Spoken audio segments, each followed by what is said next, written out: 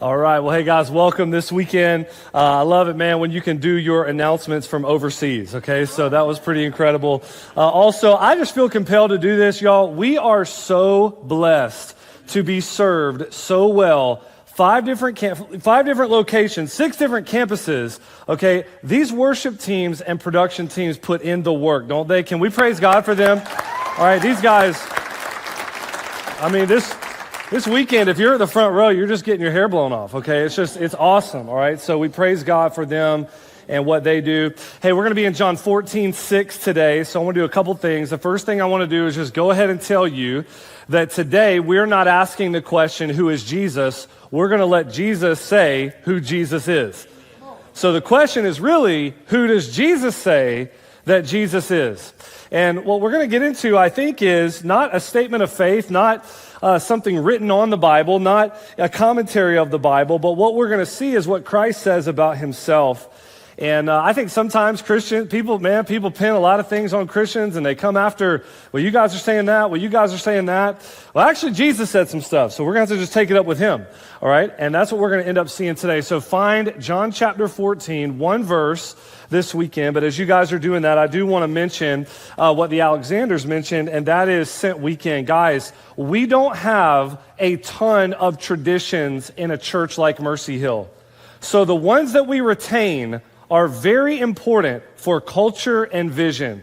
Sent Weekend goes all the way back to the first couple of years at Mercy Hill, and it's very important. It's a time for our church to come together and say, for this weekend, man, we are thinking about the nation's missions, church planning. We're thinking about mobilization and going. If you guys have been around here very long, you'll know this, but some of you are brand new. This ain't a cruise liner, it's a battleship. All right, and I'll tell you what, it's really an aircraft carrier is what it is. Because we want to send people where people need to hear the gospel, where underserved communities are in terms of church plants. I mean, that's the heartbeat of this church. People said, well, why do you want to plant another church in the South? There were 2 reasons in 2010, 11, and 12 when we were planting this church. Number 1, the church was dying in the South faster than any other region in the United States. Number 2, we wanted to build a base to send from. Church plants, missionaries, all the way to the ends of the earth. And that is what Sent Weekend is all about. Sent Weekend is about seeing people gather, group, give, and finally go. Let me show you guys a picture of Zach and Secoria. Zach and Secoria, they ended up coming actually as first-time guests. You guys know how we do that big Easter push and everybody's got inviter cards? Well, these two showed up at a college service for the very first time at Mercy Hill in 2022, and they came to our Easter service. They had never been. Zach had not heard the gospel in terms of a way that he could understand. A few weeks after being here, he accepted Christ. And then they got discipled, and then they got married, and now they're going to the mission field, right? And they're leaving in the summer. They would actually already be with our team in South Asia, but you got to be married for a year before our sending agency will send you. Probably wise, okay, that they do that.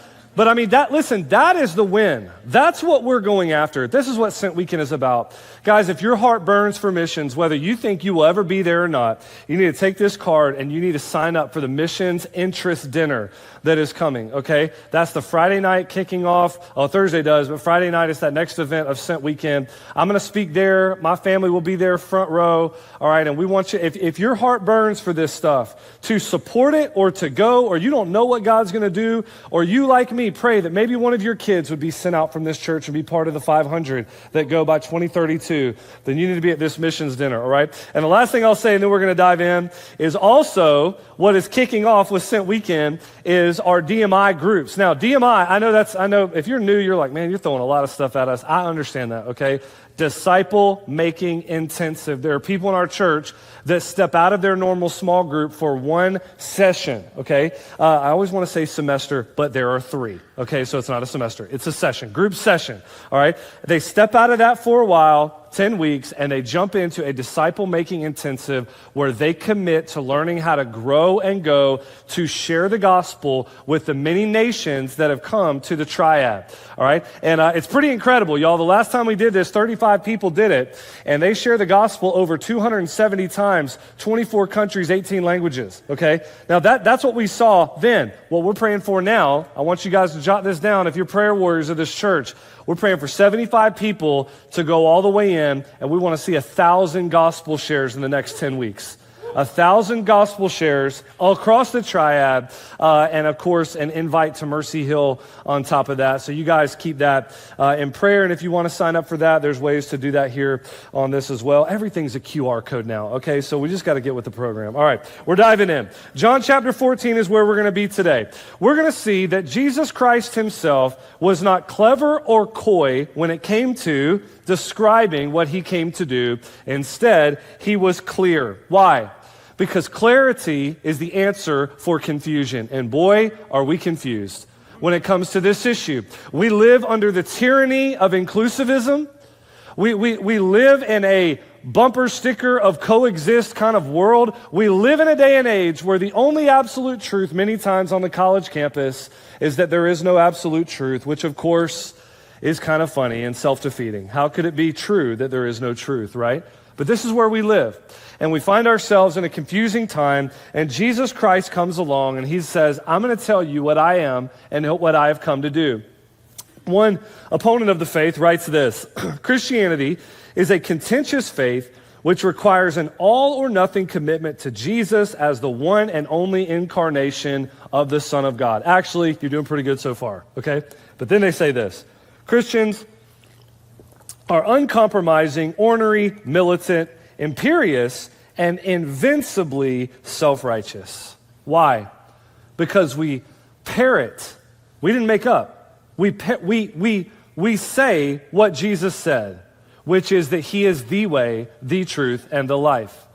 And for that, we are called uncompromising, ornery, militant, imperious, and inconvincibly self-righteous. Now, just by my book, when you call somebody invincibly self-righteous, you're kind of being invincibly self-righteous. Okay, but be that as it may, our temptation many times is to see the culture shifting so fast and the winds blowing in different directions that what we think, and some churches have done this, some people have done this, and we are all capable of doing this, what we end up saying is, well, quick, the culture's changing, so we need to change the message and make it more palatable for people who could never believe that there is only one way to reconcile your relationship with God. And when we make that exchange, we lose all power because we lose truth.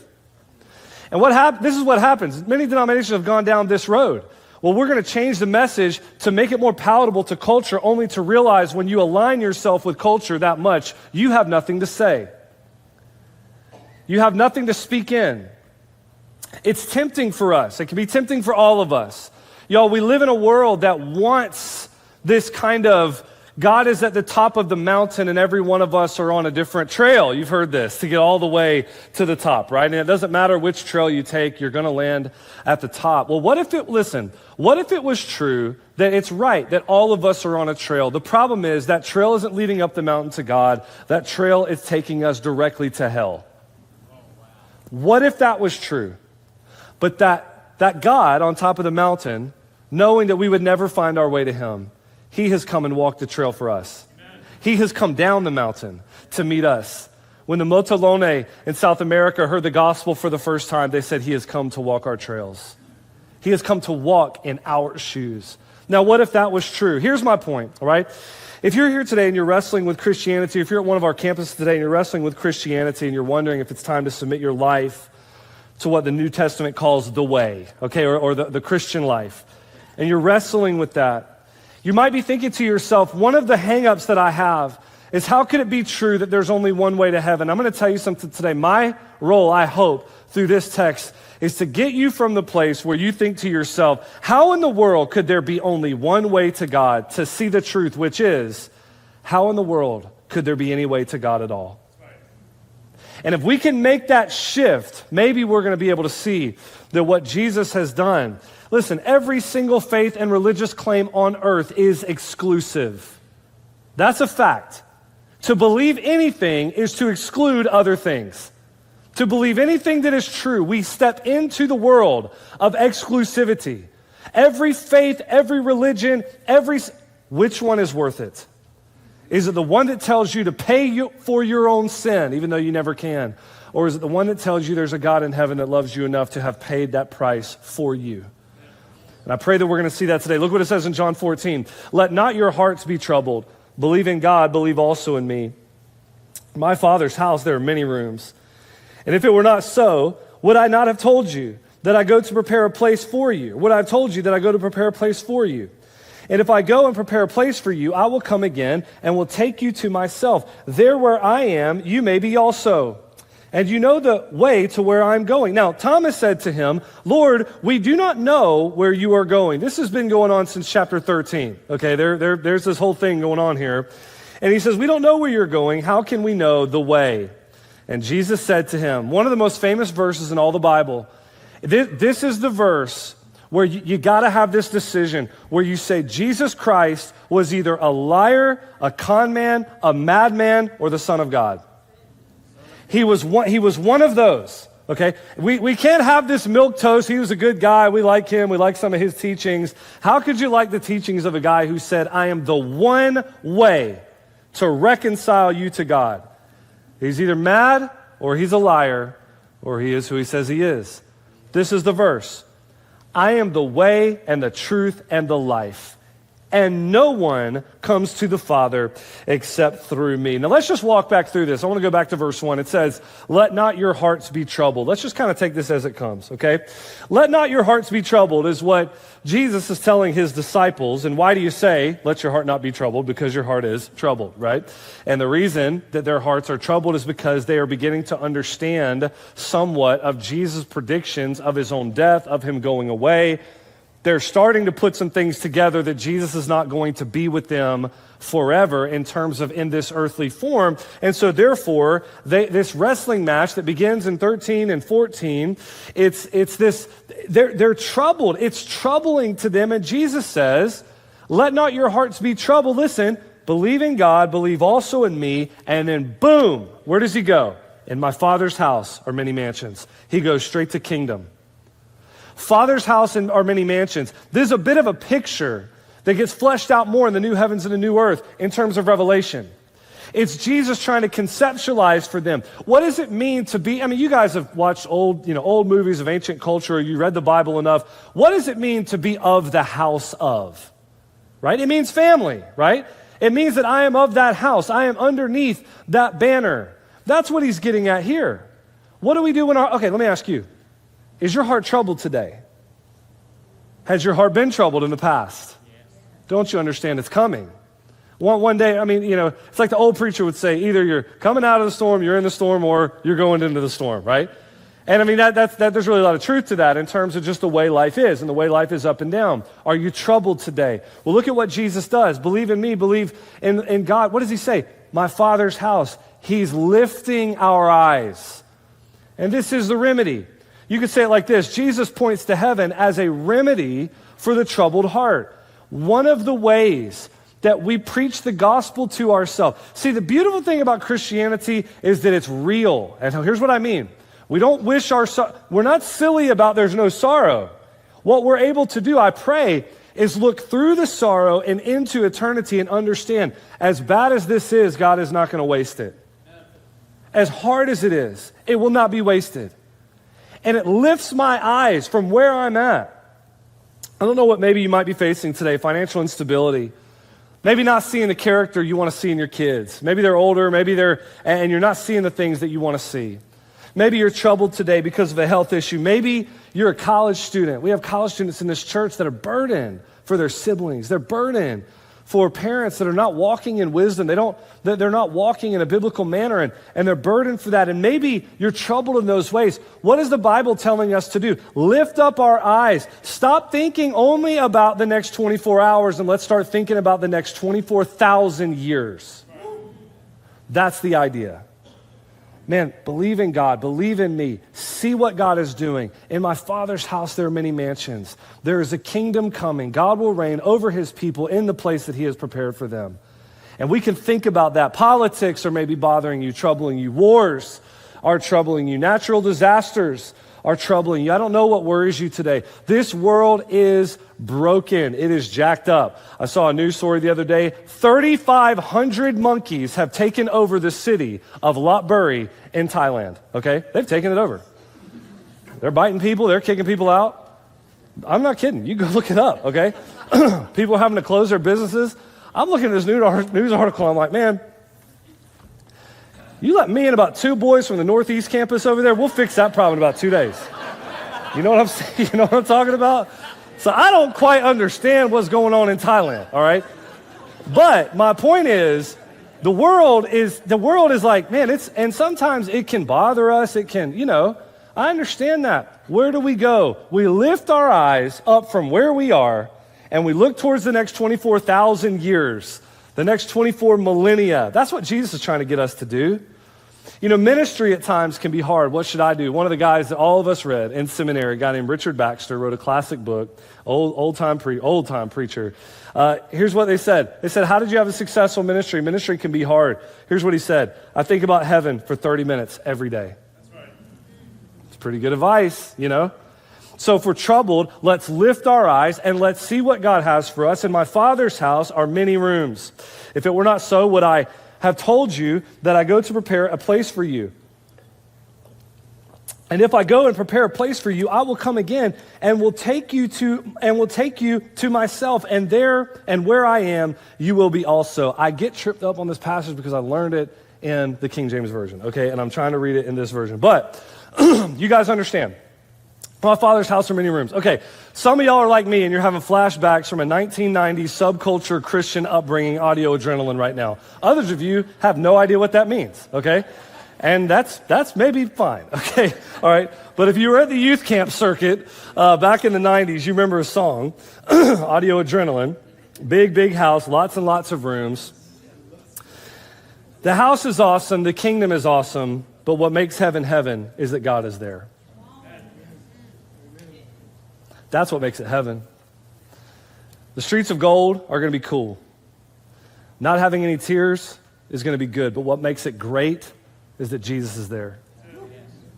God the Father, God the Son, God the Holy Spirit. We look forward to this. Y'all, God dwelling with us in heaven is what makes it great. I want you to hear today, a lot of you don't know me, guys. Our youngest daughter, she has special needs. I can't wait I can't wait to interact with her in heaven. Some of you here are dealing with things right now in terms of health issues and that kind. I can't wait to do, people with blindness, people that are not able to walk. I think about, not struggling against sin anymore. No struggle. We will always choose what is good and right. But what makes heaven heaven is because God's presence is there and he is dwelling with us, and we don't need to go to church because the whole thing is like a temple. God is dwelling with us every day, every breath. And that's what he's getting at here. In my Father's house, there are many rooms. You're going to be part of the house. You're going to be part of the kingdom. I'm going away to prepare a place. I'm going to take you to where I am. And this is the picture that we have of heaven that we're getting. It's coming into God's family in fullness, the kingdom. It is this idea of God's reign and people and place, and I want you to understand, it's incredible. We need to think about it more. A guy named Don Piper wrote a book about his experience. Maybe some of you guys remember this, or again, early 90s. January 18th, 1989, Don Piper was pronounced dead at the scene of a car crash. Actually, he was pronounced dead by 4 different paramedics, right? And a local pastor, for whatever reason, felt compelled, began to pray for him, began to sing over him. Now, this guy was pronounced dead, and this local pastor gets in the car that's mangled. They haven't even been able to get his body out. That's how bad it is. He gets in the car with them, and he's praying. They've already told him, he's gone. I mean, they've had, they're getting coroner, all that. 90 minutes later, this pastor is praying and singing, and he's singing the old song, "What a Friend I Have in Jesus," and Don Piper wakes up and starts singing it with him. Now, that pastor got out of that car pretty fast. 90 minutes later, right? Now, here's what I want you to see. This probably ain't going where you think it's going to go, okay? Here's what I want you to see. After this experience and he wrote a book, maybe some of you guys have seen it or whatever, it was a bestseller, 6 million copies, all that kind of 90 minutes in heaven. I'm not engaging that part of it at all, okay? What I want to engage is that Don Piper said after his experience that he could speak more authoritatively about heaven. I want you to understand something today. Our authority to speak about heaven doesn't come from us going there. It comes from Jesus having come here. And Jesus came and he has told us that my Father's house has many rooms and I am going to prepare a place for you. And that's what he said. Look at verse 2. In my Father's house are many rooms. My Father's house, God, I got to engage this. This word Father might bring up some stuff for you. I don't know what it brings up. It brings up pain or joy. It might bring up safety or abandonment. Let me talk to the fathers that are here, and I know that's not everybody here, and some of us will be, and some of us, that may not even be something that's on your radar or whatever. Let me talk to the dads that are here right now. Fathers, you and I stand in for God the Father in our home, forming what our kids think about him in their earliest days. And I don't say that, listen, this is, we have this thing in church a lot of times. We really love to heap praise on mom, and we really love to kick dad down, okay? And that's come from a lot of different streams, but that's not what I mean. What I mean is we have been given a grave responsibility. And every one of us, okay, you stand in for God for a while. Well, that's a lot, and I'm probably going to fail at that. Okay, yes, we are. There's no doubt. But do we, amen, right? But do we see the gravity of it? And can we not begin to take steps? We talked about gender roles a couple of weeks ago, and in my community group, one of the things that we talked about was how the men in our group, as we're all sitting there, the Bible frames that thing not as, the Neanderthal beating I get my way. It's more like all the guys in our group are like, dude, there's times where you almost feel like you want to lay that down. It's so heavy. Now, we can't do that, and God props us up, but the point is, it is a heavy calling. And I just want to say, guys, I'm not talking about how you doing, how'd you do last week. Man, tomorrow's a new day. Can we get our mind right about the fact that we get an opportunity, no matter what stage they're in? You don't stop parenting a kid when they turn 18, right? Like we're walking with them. Can we not see that God has given us this place in their life? But when they're young, we do stand in for him in a lot of ways. I was one of our young families here. Their oldest kid was like 8 years old. I was hanging out with him the other day. And he said, man, I don't know what it is, my kid. They got this weirdest thing going on where, at school, they're like the best kid. The teacher's like, you can't believe how awesome they are and all that. And then when they get home, they just totally fall apart. And I was like, you guys realize that's every kid, right? However good they can be, it's going to be with somebody else. And I was like, man, what happens in their life, right? We all know this. Like what happens in their life is, they've spent all day trying to hold it together for everybody else, and then when you get home, it's just like, dude, they just lose it, right? And it just kind of turn. And then I thought about it for a second, and I was like, well, all we are is grown-up versions of them. And especially dads. I'm like, for me, how many times in my life is it like, man, hold it together all day long, all day long, all day long, and then you get home, and it's just like, man, I've got no EQ left for everybody else. I've got no, salted speech for everybody. It's like, man, it just kind of is what it is. It's like, no, that's not what we're called to do. Guys, how many of us at times, I'm convicted of this, how many of us at times, 2:00 in the afternoon, an associate, somebody from the church or somebody, they call you and you're like, hey man, what's going on? How you doing? How you doing, brother? And then wife calls 30 minutes later and you're like, what's up? Yeah, no, okay, later. You know what I mean? It's like how many of us maybe are saving energy for everybody else? Dads, when actually we're called to stand in for the one who gives his energy for us in the home. Maybe we need a little more margin in our day. Maybe we've got to cut things a little bit short in order to be able to fulfill this role in my Father's house. We want to create a picture for them. Y'all, I think about those right now without fathers, single moms raising kids without fathers. And I want you to understand, we mourn that, it's broken, but there is an ultimate Father.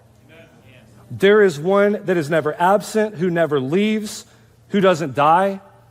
There is one who wants to call you. And listen, this is what's cool about that Father. That Father wants you in his house. Now, here's the rub. We got to be clear. What is the passage saying? What's the heart of this passage? Well, here it is. We are not naturally destined for the Father's house because of sin.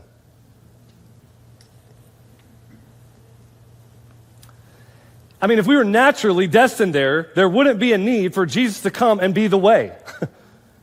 There wouldn't be a need for him to come and put us back together. You know, there's one point in which virtually all major religions agree, and that is this. Very, very encouraging here. You ready? They all agree on one thing. There is something deeply wrong with us.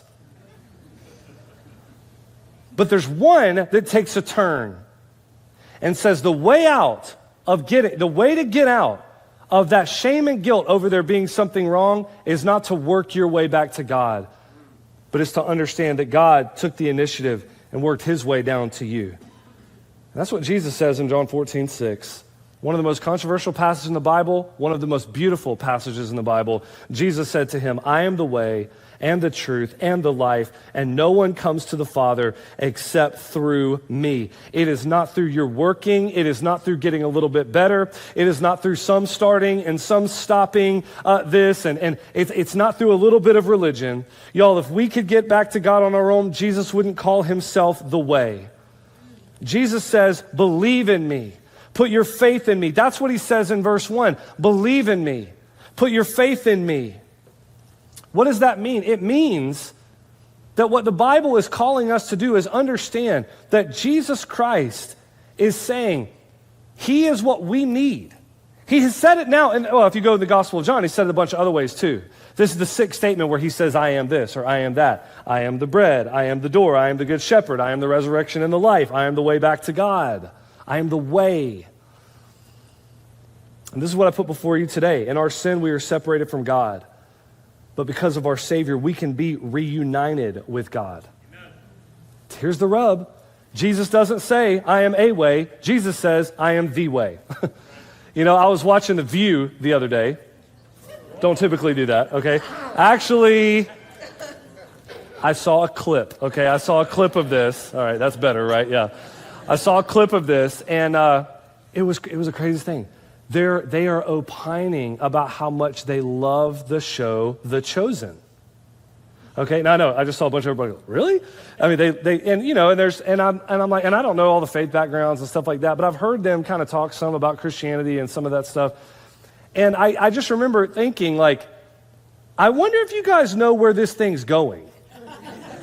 You know what I mean? Like, I mean, it's an awesome show. I guess I haven't really done but I mean, I'm assuming if it stays faithful to generally faithful, it's like this thing's heading toward Jesus Christ looking at the entire world and saying, I am the way. Which, of course, you understand in the culture that we live in, the tyranny of inclusivism, is like the worst thing you could ever say. Right? That there is an absolute truth, that there is one way that we would get back to God. Jesus will claim to be our way to heaven.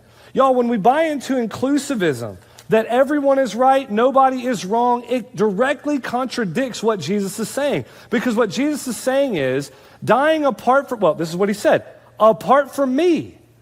If it is apart from me, nobody comes to the Father. You know, this goes back to the intro here. I know it's a little bit philosophical, but listen.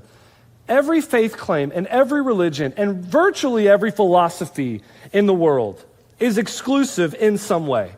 You can't say, I believe this, without that kind of setting a fence, no matter how big you try to set the fence. You guys have heard of the church, the Unitarian Universalist Church. Truth, basically it's right in the name, right?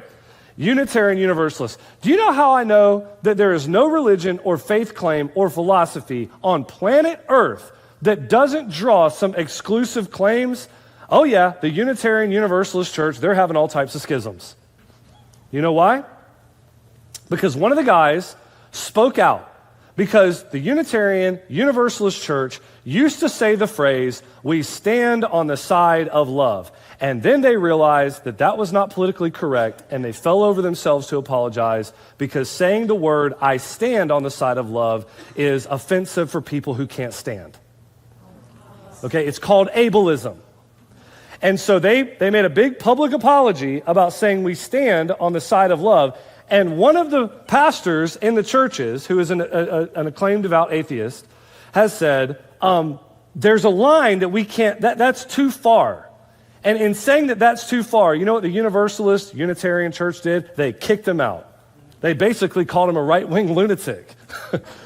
I'm serious. Now, the reason I bring that up, it's not funny, it really is sad, but the reason I bring it up is to say this. Every faith claim on the planet is in some way exclusive, even the most inclusive.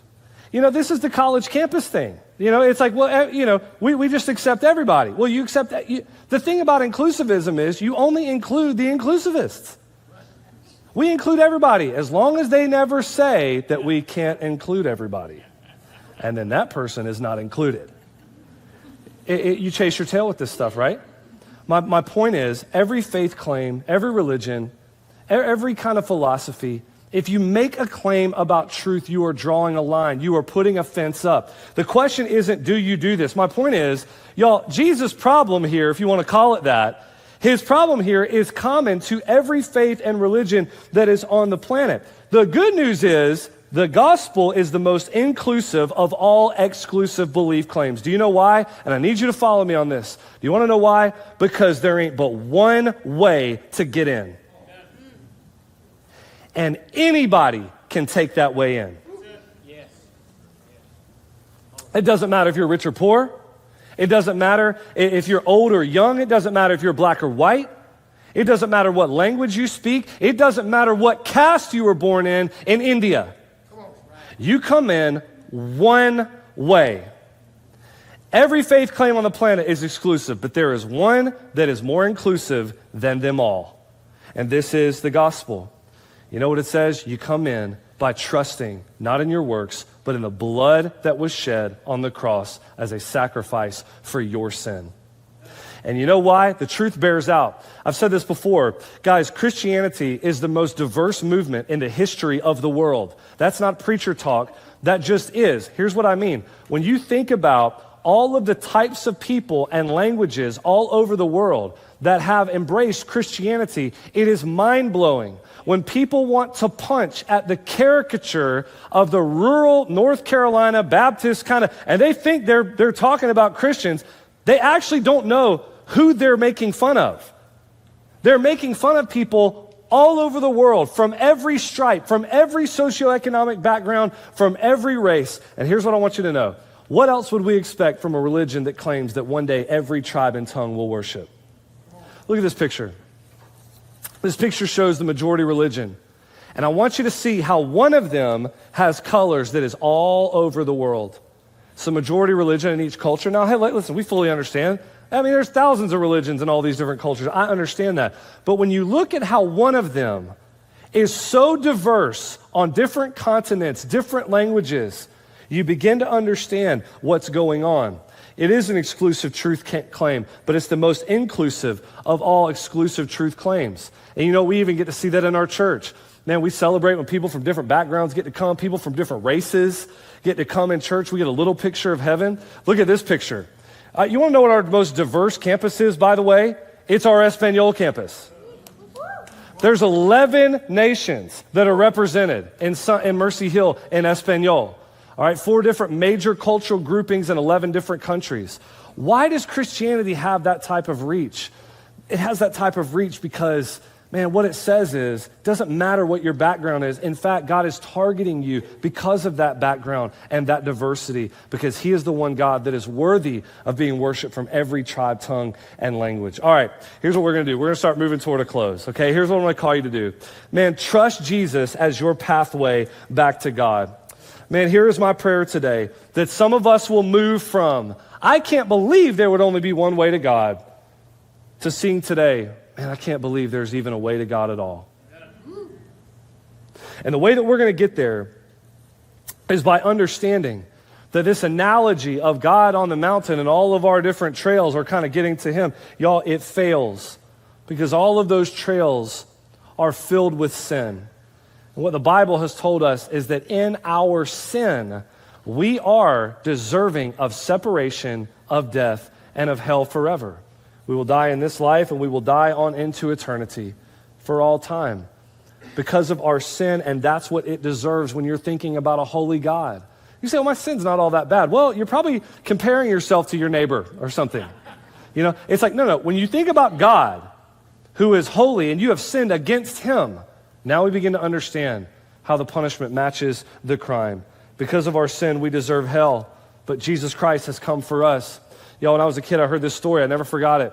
There was a kid who was watching his dad mow the yard. Maybe some of you guys have been in this situation, and the mower's coming. You know how the dad's got to line it up, in the perfect rows, right? And so he's lining it up, and he's not going to veer one way or the other. I mean, no matter what, okay? And the kid sees a massive ant mound that's in the path, and he sees the lawnmower coming, and he's starting to get panicky because he wants to save the ants from the incoming wrath. Now, this story is not about me, okay? I spent a lot of time blowing up ant piles with M80s and cherry bombs and stuff, all right? So this is not about me. I wouldn't have saved them, is my point. But the kid sees them coming. Simple story I remember from a kid. He realized, man, the only way I could tell them what's about to happen is if I became an ant. That's what Jesus has done for us. I have come to you, not only to warn you, but to be the sacrifice and save you from what you deserve. And that's what Christ has done on our behalf. Man, Jesus came and lived the life that we didn't live. He died the death that we deserved. In our sin, we deserve death, to be separated from God forever. Jesus Christ comes and he says, how about this? How about I'll trade you? I'll lay down on the cross and take the death that you deserve, so that I can give you the righteousness and the rewards that I deserve because of who I am. And 3 days later, he raises from the dead to prove himself to be who he is and offer us the chance for the newness of life. That's what the cross is. It's Jesus in my place because of my sin. Jesus hung in my place. Now, my question for you is this. Would you trust him today? Oh, there could only be one way. How could there be one way? How could there be a way at all? Can you trust him today? So the question is this, what's it going to be, all right? What's it going to be? Now, here's what I want you to do. I want you to close up your books and Bibles, and man, we just want to kind of get in a good headspace here as we close our sermon time. I want to give you an opportunity to respond, all right? And here's what I'm going to ask you to do. I want to ask you to bow your heads, close your eyes. It's a way for us to kind of not think about anything else. If you're brand new and that weirds you out, then just don't do it, okay? Don't worry about it. But man, if you're, the reason we do this is just to kind of try to get a headspace of, man, just try to. So here's my question for you today. Man, what's it going to be? Jesus Christ promises us eternal rest in his home. Would you lay down your religious striving? Is there someone here, is there someone at our campuses? You're so worried that God's going to kick you out because you just keep failing and you don't know that you've done enough. Don't you understand that in the gospel, Jesus' blood covers you? It's not about what you have done. Maybe there's somebody here that thinks you're not worthy enough for God to save you. And I want to make sure you understand something really clear. You are not worthy enough. But Jesus Christ loved you anyway. He has come and done what we could not do. And in the gospel, we can become worthy again, not because of our works, but because of his blood.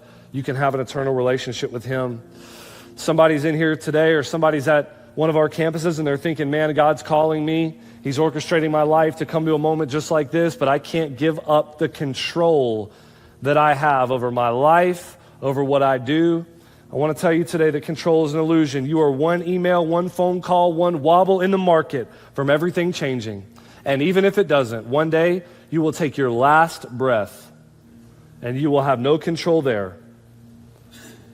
Why instead of arresting and grabbing something you can never keep, why not give your life into the hands of the God who loves you? Is he calling you today?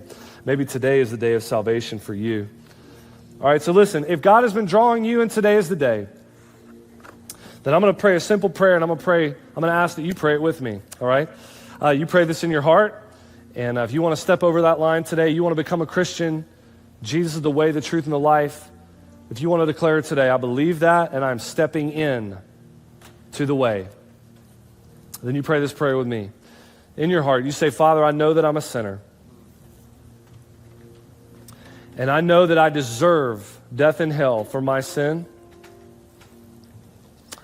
Someone on our campuses, you keep praying this with me, but I believe that Jesus Christ has come to shed his blood for me. He went to the cross so that I didn't have to. I believe him to be who he said he was. I believe that 3 days later he rose from the dead and offers me salvation. And I will live with him forever. He is the Lord of my life.